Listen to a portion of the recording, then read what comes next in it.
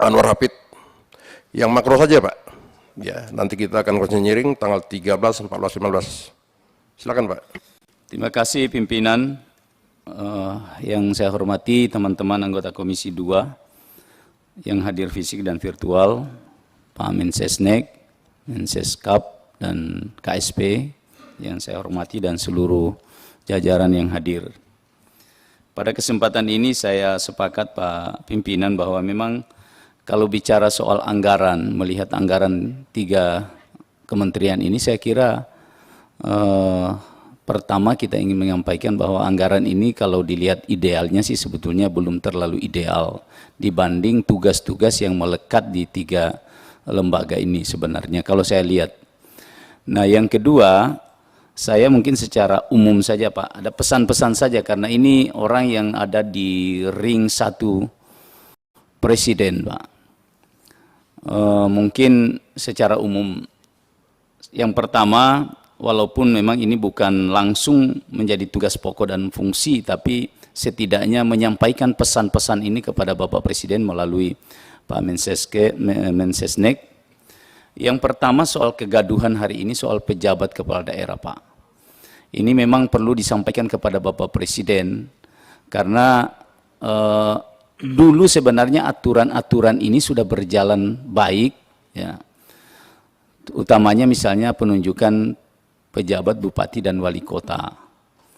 Namun kemudian berdasarkan undang-undang pilkada itu ada sedikit saya lihat ada perubahan di situ. Karena ada 2 hal yang sebenarnya Pak Mensesnek, ada satu undang-undang TNI dan TNI, kemudian ada undang-undang pilkada. Dulu memang TNI Polri yang aktif itu bisa bekerja di mana saja dulu. Dulu di dirjen-dirjen Kemendagri itu ada beberapa TNI Polri yang aktif dan mereka bisa jadi pejabat gubernur, pejabat ya pada saat itu. Namun sekarang karena ada undang-undang TNI yang mengatakan bahwa TNI yang aktif itu hanya boleh bekerja di 10 lembaga itu, maka ini sebetulnya yang miss sebetulnya. Kita tidak, karena ada satu undang-undang pilkada mengatakan bahwa jabatan tinggi media itu bisa menjabat. Kalau mereka bekerja di 10 ini, maka mereka disetarakan dengan pejabat eselon 1 kan seperti itu yang saya lihat. Nah ini sebetulnya hanya disampaikan supaya clear ini lurus biar tidak jadi gaduh ini negeri yang sekarang apalagi kita ingin Bapak Presiden ini mengakhiri masa jabatannya dengan soft landing tentunya.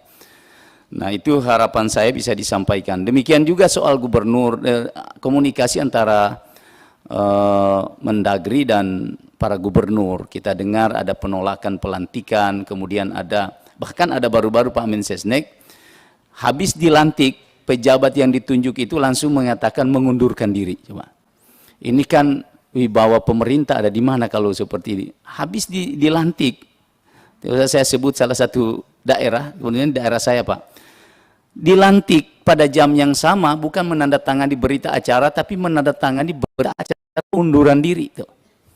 Ini kenapa bisa terjadi seperti ini? Karena ada sebenarnya hanya faktor komunikasi. Kalau aturannya sih jelas Pak, aturannya jelas bahwa ini kewenangan Presiden melalui Menteri Dalam Negeri, tapi mekanisme ini masih tetap kita lakukan Pak Mensesnek, bahwa gubernur mengusulkan 3 nama. Nah dulu sebelum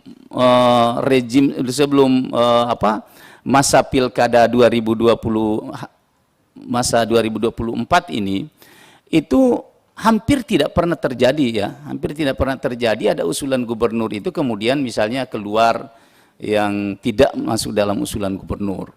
Nah ini yang terjadi sekarang sehingga orang semua berspekulasi ini ada apa ini? Sudah panjang masa jabatannya, sudah banyak yang pejabat sementara, kemudian dibuat seperti itu, seolah-olah ini adalah sebuah settingan yang sangat panjang. Gitu.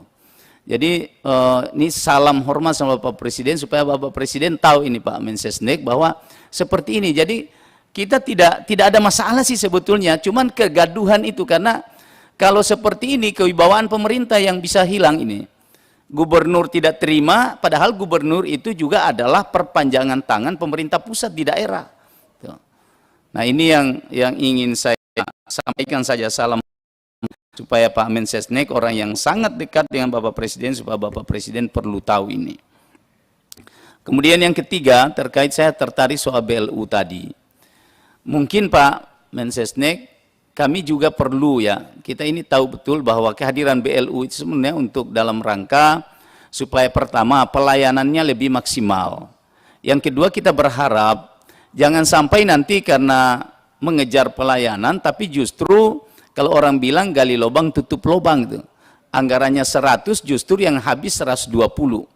Nah oleh karena itu mungkin melalui pimpinan saya mohon izin, mungkin saat kita perlu yang pertama di mana kami bisa mengakses melihat kinerja BLU. Itu yang pertama, apakah bisa kami lihat di mana gitu Pak? Atau mungkin sekali-sekali pimpinan bisa, Pak Mensesnek bisa menghadirkan kepala BLU di sini, bisa kita lebih intens daripada konsinyering kita, supaya kita bisa lebih paham ya. Kita hanya mau tahu anggaran negara berapa, penghasilannya berapa, kinerjanya bagaimana, peningkatannya dari tahun ke tahun dalam melayani masyarakat di badan layanan usaha publik itu. Saya kira itu saja Pak Pimpinan, 3 hal yang ingin saya sampaikan. Terima kasih. Wallahu musta'an. Wassalamualaikum warahmatullahi wabarakatuh.